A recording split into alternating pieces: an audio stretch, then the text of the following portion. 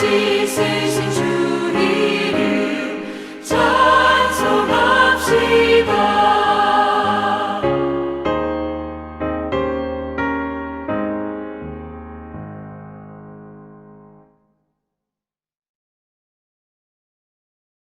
제3권 제73편 아삽의 시. 하나님이 참으로 이스라엘 중 마음이 정결한 자에게 선을 행하시나 나는 거의 넘어질 뻔하였고 나의 걸음이 미끄러질 뻔하였으니 이는 내가 악인의 형통함을 보고 오만한 자를 질투하였음이로다. 그들은 죽을 때에도 고통이 없고 그 힘이 강건하며 사람들이 당하는 고난이 그들에게는 없고 사람들이 당하는 재앙도 그들에게는 없나니 그러므로 교만이 그들의 목걸이요 강포가 그들의 옷이며 살찜으로 그들의 눈이 솟아나며 그들의 소득은 마음의 소원보다 많으며 그들은 능욕하며 악하게 말하며 높은 데서 거만하게 말하며 그들의 입은 하늘에 두고 그들의 혀는 땅에 두루 다니도다. 그러므로 그의 백성이 이리로 돌아와서 잔에 가득한 물을 다 마시며 말하기를 하나님이 어찌하랴 지존자에게 지식이 있으랴 하는도다. 볼지어다 이들은 악인들이라도 항상 평안하고 재물은 더욱 불어나도다. 내가 내 마음을 깨끗하게 하며 내 손을 씻어 무지하다 한 것이 실로 헛되도다. 나는 종일 재난을 당하며 아침마다 징벌을 받았도다. 할렐루야. 오늘도 하나님과 동행하시며 하나님의 뜻 가운데 거하시는 복된 하루 되시길 존귀하신 예수님의 이름으로 축원합니다. 오늘부터 이제 민수기가 끝나고 시편으로 돌아갑니다. 시편은 아시다시피 5개 권으로 되어져 있다 우리는 얘기합니다. 그 시편 세 번째 시작되는 73편으로 시작이 되는데 시편에 대해서 좀 전체적으로 다시 한번 돌아볼 필요가 있어서 동영상을 통해서 시편에 대한 구조와 또 시편에 대한 여러 가지 내용들을 또 맥을 짚어보는 시간이 되었으면 합니다. 함께 기도하겠습니다. 사랑과 은혜가 충만하신 하나님, 이제 시편으로 다시 저희들 귀티를 묵상합니다. 시편 가운데 거하시는 하나님의 그 뜻을 깨닫고 그 뜻을 쫓아 살아갈 수 있는 죄종들이 되게 축복하여 주옵소서. 예수 그리스도의 이름으로 기도하옵나이다. 아멘. 시편은 어떻게 읽어야 할까요? 시편은 모세로부터 포로기한 이후까지 약 1000년에 걸쳐서 기록되었습니다. 유대인들은 포로기한 이후에 이 시들을 5권으로 분류했는데 그 기준은 모세 오경의 주제를 따른 것입니다. 그렇다면 시편을 찬양과 기도를 하듯이 한 편 한 편 읽을 수도 있고요. 또한 각 권 전체를 한 번에 읽을 수도 있는데 이때 유익한 점이 있습니다. 예를 들어서 어떤 영화의 필름이 150조각이라 할 때 매일 한 조각씩 150일을 보았다면 전체 스토리를 읽어내기는 힘들 것입니다.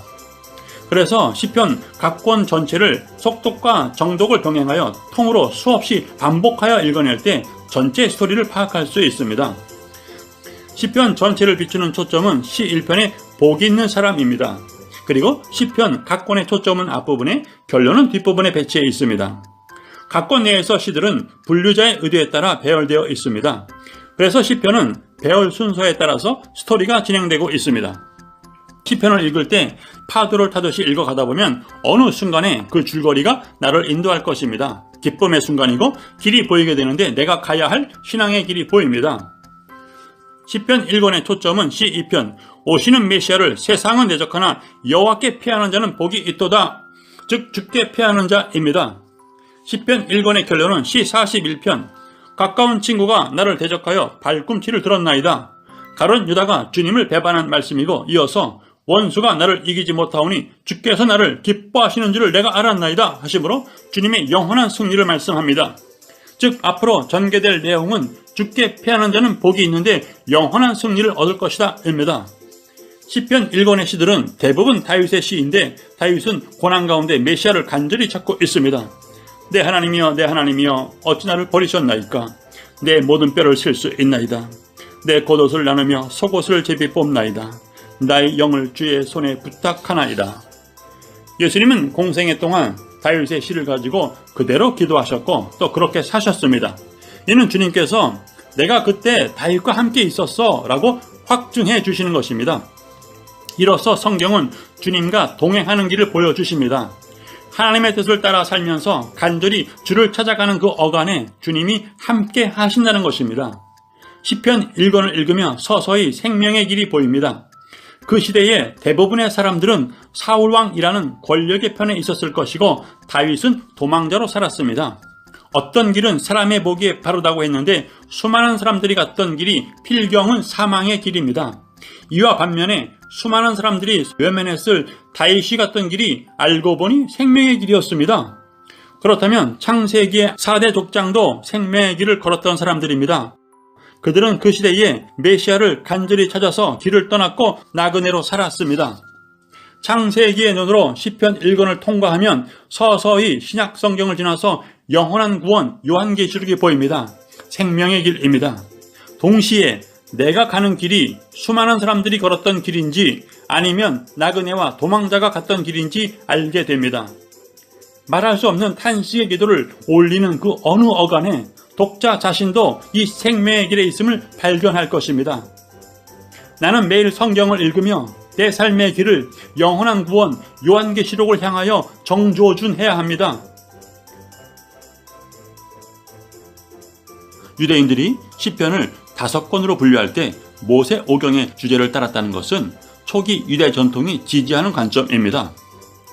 우리가 성경을 반복하여 읽으면서 알게 된 것은 그들이 시편을 단순히 분류한 것뿐만 아니라 모세오경으로 자신들의 천년의 역사를 해석했다는 것입니다. 그리고 이 과정에서 모세오경의 복음을 더 자세히 풀어냈습니다. 그리고 모세오경의 빛으로 시편이라는 간음새를 지나 요한계시록을 향할 수 있는 눈을 갖게 했습니다. 즉 생명의 길을 보게 한 것입니다. 이로써 내가 지금 가고 있는 길이 생명의 길인지를 명확하게 알게 합니다. 성경 읽는 마을에 잘 오셨습니다. 성경 읽는 마을은 여러분의 성경 읽기를 돕고 있습니다. 오늘의 주제는 시편 2권 복음으로 읽기입니다. 시편 2권은 시작하자마자 바벨론 포로에서의 구원을 간구하고 있습니다. 그리고 왕과 하나님의 성이 임함으로 심판과 구원을 이룹니다. 여기서 구원은 뭇 백성까지의 구원입니다. 출애굽기는 애굽의 압제에서 백성들의 부르짖음으로 시작하여 성막을 건축하는 것으로 마무리됩니다. 이처럼 출애굽기의 주제에 따라서 시편 2권은 시작하고 있는데 그때 하나님은 내가 그들 중에 거할 성소를 지으라 말씀하셨습니다. 시편 2권에서는 왕과 하나님의 성이 임하고 심판과 구원을 이루십니다. 즉 구원의 때가 온다는 것은 동시에 심판도 임한다는 것입니다. 그리고 최후의 구원은 모든 민족을 포함한다는 것을 알려줍니다.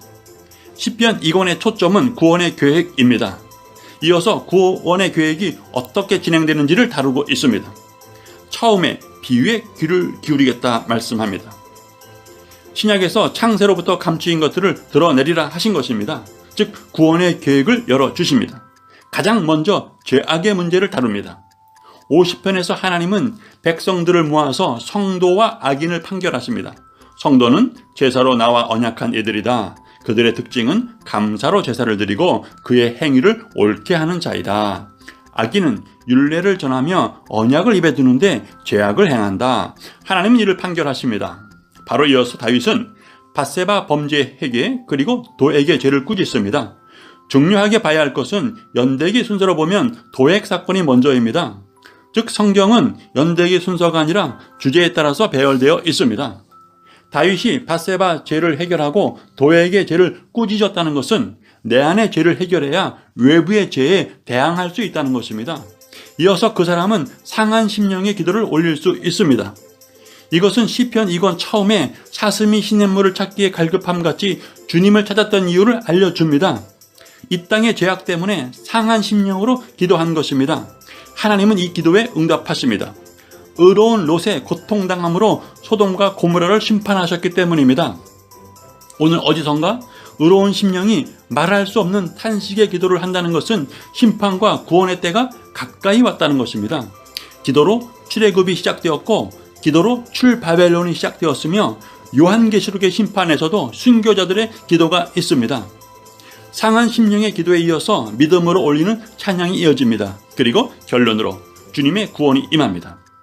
주의 집을 위하는 열성이 나를 삼키고는 신약에서 주님이심을 알려주셨습니다. 이 부분에서 주님은 그들이 쓸개를 나의 음식물로 주고 목마를 때에는 초를 마시게 하여 싸우니 땅 깊은 곳에서 다시 이끌어 올리시리이다 하시며 고난 당하심으로 구원하실 것을 말씀하십니다. 그리고 마지막으로 주님은 당신의 판단력으로 백성들을 재판하십니다. 결과는 모든 민족이 주님을 영원히 찬양합니다. 시편 이거는 출애굽기의 복음을 더 명확하게 해석합니다. 그리고 하나님의 구원의 계획에서 내가 어디쯤 가고 있는지를 정확하게 집어내십니다. 성경 읽는 마을에 잘 오셨습니다. 오늘의 주제는 시편 3권 복음을 읽기입니다. 시 73편에는 시편 3권을 열어주는 초점이 있습니다. 죄인의 형통함은 무엇 때문입니까? 상한 심령의 기도에 이어서 그들은 갑자기 진멸할 것이다. 하나님의 응답이 있습니다. 이렇게 시편 3권은 상한 심령의 기도와 하나님의 응답을 총 7번 반복하고 있습니다. 왜 7번을 반복할까요? 상한 심령의 기도에 반드시 응답하신다는 하나님의 약속의 표현이십니다. 상한 심령의 기도와 하나님의 응답을 살피며 지나가겠습니다. 영원히 버리시나이까? 정한 기약이 오면 바르게 심판한다. 하나님을 경외하라. 주께서 영원히 버리실까? 비유로 응답하십니다. 시편 2권에 이어서 3권에서도 예로부터 감춰졌던 것을 드러내십니다. 말씀이 비유가 된 이유는 죄의 형벌이고 인간이 말씀을 듣고 고침을 받기 싫어하기 때문입니다. 여기서는 복음을 말씀하시는 것입니다. 언약을 지키지 않고 우상 숭배를 하여 포로가 되었다. 그런데 하나님께서 유다 지파를 택하시고 포로에서 회복시키셨지. 하나님은 다윗을 택하시어 이스라엘을 지도하신다 하여 앞으로 메시아가 오실 것을 말씀하십니다. 어느 때까지 노하시리이까? 고난 중에 부르짖을 때 너를 건졌지 않았니? 내 말을 들으라. 불공평한 판단을 언제까지 하려느냐? 침묵하지 마소서. 눈물의 골짜기를 지나 포로에서 돌아오게 하셨다. 다시는 어리석은 대로 돌아가지 말아라. 은총의 표적을 내게 보이소서. 하나님의 성이여 너를 가리켜 영광스럽다 말하는도다. 어찌하여 주의 얼굴을 내게서 숨기시나이까? 다윗을 찾아내어 나의 거룩한 기름을 부었도다. 그런데 만일 그의 자손이 내 법을 어기면 내가 회초리로 그들의 죄를 다스린다. 그러나 나의 인자함을 다 거두지는 않겠다. 내 언약을 깨뜨리지 않고 그의 왕위는 내 앞에 항상 있으리라 하셨는데 주께서 주의 기름 부음받은 자에게 노하사 버리셨나이다. 주의 노가 언제까지 불붙듯 하시겠나이까? 하시며 주님의 십자가에서 죽으심을 표현하십니다. 그리고 7번째 상한 심령의 기도에는 하나님의 응답이 없는 채로 시편 3권은 끝이 납니다. 하나님의 응답은 어디에 있나요? 이 응답은 신약에서 예수님이 오심으로 이루어집니다. 그리고 독자의 삶에서 이어질 것입니다. 이렇게 사는 삶을 앞에서 말씀하셨습니다. 하나님께 가까이함이 내게 복이라. 내가 주 여호와를 나의 피난처로 삼아 주의 모든 행적을 전파하리이다. 정리하겠습니다. 시편 3권은 상한 심령의 기도와 하나님의 응답이 7번 반복되는데 마지막 7번째는 응답이 없는 채로 마무리됩니다. 이 7번째 응답은 신약에서 예수님이 오심으로 이루어집니다. 그리고 독자의 삶에서 이어질 것입니다. 하나님은 상한 심령의 기도에 응답하신다고 레위기 26장에서 약속을 하셨기 때문입니다. 오늘의 주제는 시편 4권 복음을 읽기입니다. 여러분의 구독과 좋아요 그리고 댓글은 이 영상이 이웃에게 전달되는데 큰 힘이 됩니다. 시편 4권은 90편에서 106편까지입니다. 구조는 세 사람의 길이 나오고 이어서 이 길을 소개합니다. 그리고 길 초대로 시편 4권은 마무리 짓습니다. 이 구조를 지나가면서 하나님의 뜻을 찾아가겠습니다. 세 사람의 길, 시 90, 91편에서 세 사람의 길이 시작됩니다. 여호와여 돌아오소서. 그가 너를 그의 빛으로 덮으시리니 부르짖는 자에게 구원자가 함께 하십니다. 그런데 발이 돌에 부딪히지 아니하게, 발이 돌에 부딪히지 않게 하신다는 이 말씀을 사탄이 인용하여 예수님을 성전에서 뛰어내리라고 시험했으니 사탄은 이분이 예수님임을 알려주었습니다. 단지 이 시편의 말씀은 뛰어내릴 때가 아니라 걸어가는 길을 말합니다. 즉 부르짖는 자에게 주님이 함께 하시어 임마누엘로 걸어가는 길입니다. 세 사람은 이 길에서 새 노래를 부릅니다. 새 노래의 내용은 심판과 구원의 감사입니다. 그리고 세 사람은 시 100편의 궁정으로 돌아갑니다. 즉 세 사람의 최종 목적지는 궁정입니다. 이어서 시 101편부터 이 길을 소개하는데 세 사람의 완전한 길이라 합니다. 부르짖는 자의 기도에 이어서 구원자가 오시는데 종들이 시온의 돌들을 즐거워하며 합니다. 이는 주님이 예루살렘에 입성하실 때임을 알려주셨습니다. 이 일이 장래 세대를 위하여 기록되리니 창조함을 받을 백성이 여호와를 찬양하리로다.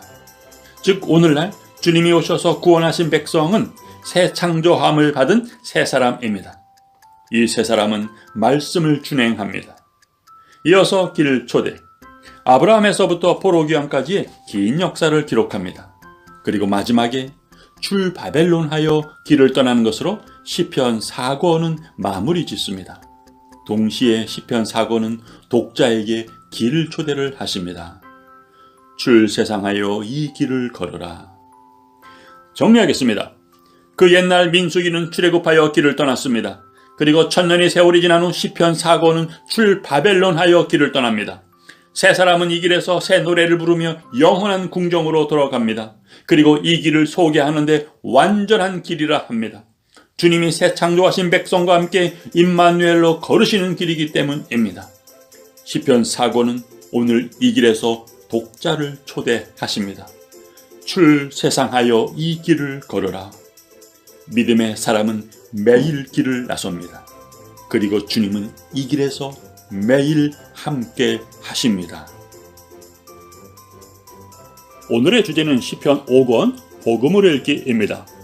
여러분의 구독과 좋아요 그리고 댓글은 이 복음이 이웃에게 전달되는데 큰 힘이 됩니다. 감사드립니다. 시편 5권은 107편에서 150편까지입니다. 107편 안에는 4번의 반복되는 내용이 있습니다. 하나님은 죄로 인하여 환난 중에 부르짖는 백성을 다시 구원해 내십니다. 이어서 여호와의 인자하심과 인생에게 행하신 기적으로 말미암아 그를 찬송할지로다. 여기에 시편 5권 전체를 비추는 초점이 있습니다. 여호와의 인자하심과 인생에게 행하신 기적으로 인해서 여호와를 찬송하라입니다. 이어서 시편 5권의 구조를 살펴보면 고난에서 시작하여 구원 그리고 감사의 찬양으로 끝나는 내용이 4번 반복됩니다. 이제 시편 5권의 초점으로 이 구조를 지나가겠습니다. 첫 번째, 시 107편 33절에서 43절은 고난의 이유를 알려줍니다. 지혜 있는 자들은 이러한 일들을 지켜보고 여호와의 인자하심을 깨달으리로다. 즉 여호와의 인자하심 깨달음입니다. 두 번째, 시 108편에서 118편은 고난을 통하여 지금까지의 인생을 해석합니다. 결과는 그의 인자하심이 영원함이로다 찬양합니다. 세 번째, 시 119편에서 136편은 우리 인생이 가야 할 표대를 보여주십니다. 시 119편에서 시인은 고난을 만납니다. 사람은 고난을 만나면 둘 중에 하나를 선택하죠. 애굽, 즉 죄로 다시 돌아가든지 아니면 하나님의 뜻을 간절히 찾든지 합니다. 시인은 노래합니다. 고난 당하기 전에는 내가 그릇 행하였더니 이제는 주의 말씀을 지키나이다. 고난 당한 것이 내게 유익이라. 이로 말미암아 내가 주의 율례들을 배우게 되었나이다. 시인은 그 고난 중에 하나님의 뜻을 간절히 찾았고 말씀을 배우게 되었습니다. 이어서 그의 인생은 성전에 올라가서 할렐루야 그의 인자하심이 영원함이로다 찬양합니다. 네 번째, 시 137편에서 150편은 성도가 이 땅에서 어떻게 살아야 하는지 삶을 제시합니다. 내가 간구하는 날에 주께서 응답하시고 내 영혼에 힘을 주어 나를 강하게 하셨나이다. 그가 내 손가락을 가르쳐 전쟁하게 하시는도다. 성도는 이 땅에서 승리의 전쟁을 합니다. 그리고 이 승리의 영광을 주님께 올리는 것이 새 노래입니다. 이 승리는 하늘 보좌로 이어지는데 성도들 그들의 손에는 두 날 가진 칼이 있도다. 이것으로 문 나라를 기록한 판결대로 그들에게 시행할지로다. 즉 성도는 하늘 보좌에서 심판하는 권세를 시행합니다.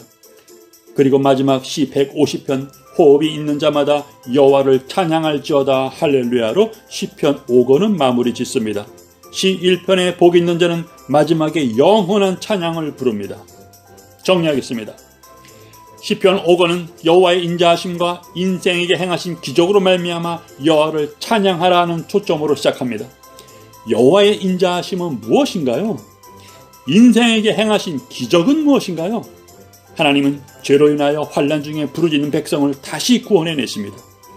그리고 이제 성도는 죄로 인해 받는 환난이 아닌 말씀으로 살아가는 고난을 만나게 됩니다. 즉 고난, 구원, 찬송으로 이어지는 네 번의 반복되는 구조가 지나갑니다. 첫 번째, 고난을 통하여 하나님의 인자하심을 깨닫게 하시고, 두 번째, 내 인생의 고난을 해석해 주시는데 그 결과 이제는 여호와의 인자하심을 찬양합니다. 세 번째, 고난 가운데 내 인생이 어디로 가야 하는지 표대를 보여주십니다. 고난으로 율법을 배웁니다. 그의 인생길은 성전에 올라 할렐루야 여호와의 인자하심을 찬양합니다. 네 번째, 성도가 이 땅에서 어떻게 살아야 하는지 삶을 제시합니다. 성도는 이 땅에서 승리의 전쟁을 합니다. 이 승리의 영광을 주님께 올리는 것이 새 노래입니다. 임마누엘로 주님께서 승리하셨기 때문입니다. 그리고 이 승리의 삶은 영원으로 이어져 하늘 보좌에서 문 나라를 기록한 판결대로 그들에게 시행합니다. 성도는 최후의 영원한 찬양을 부릅니다. 그래서 성도는 오늘 이 땅에서 반복되어 오는 고난 가운데 새 노래를 부를 수 있습니다. 그가 내 손을 가르쳐 싸우게 하시며 손가락을 가르쳐 전쟁하게 하시는도다. 나의 반석이신 여호와를 찬송하리로다.